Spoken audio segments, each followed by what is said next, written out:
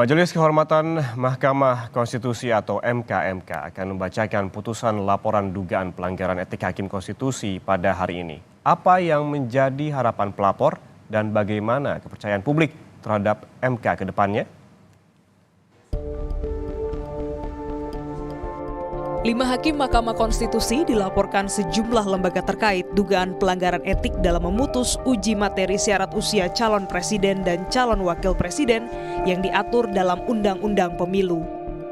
Selain terdapat dissenting opinion atau pendapat berbeda, 2 hakim konstitusi menyebut ada keganjilan dalam putusan ini.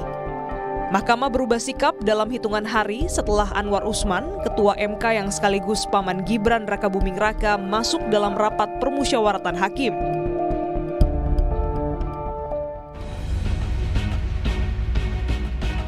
Putusan MK nomor 90 ini mengubah pasal 169 huruf Q Undang-Undang Pemilu dengan menambah frasa atau pernah sedang menduduki jabatan yang dipilih melalui pemilihan umum termasuk pemilihan kepala daerah. Paten nggak wakil presiden kita? Hal itu membentangkan karpet merah bagi Gibran maju sebagai cawapres. 9 hakim konstitusi pun diperiksa terkait pelanggaran etik. Dari 21 laporan yang masuk, Ketua MK, Anwar Usman, paling banyak dilaporkan. Ketua Majelis Kehormatan MK, Jimlia Sidiki, menyebut bukti telah lengkap, termasuk rekaman kamera pengawas mengenai materi gugatan yang sempat ditarik lalu diajukan kembali ke MK. Semua bukti-bukti sudah lengkap, ya, baik keterangan ahli, saksi. Sebenarnya kalau ahli itu para pelapor ini ahli semua, ya kan. Lagi pula ini kasus tidak sulit membuktikannya. Sementara itu, menanggapi sikap MKMK, ahli hukum tata negara Bivitri Susanti berharap upaya yang dilakukan Majelis Kehormatan Mahkamah Konstitusi dapat menindak tegas pelanggaran etik yang terjadi.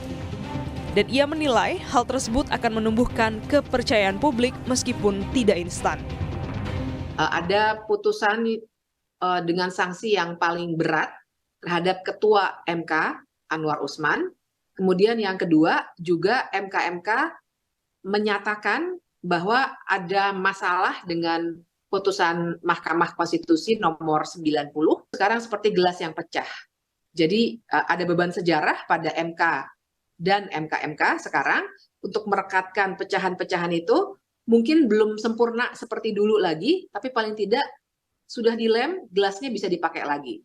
Jadi kepercayaan publik akan bisa tumbuh lagi. Akankah keputusan Majelis Kehormatan MK akan mengembalikan martabatnya sebagai wasit yang netral di hadapan publik? Tim Liputan, Kompas TV.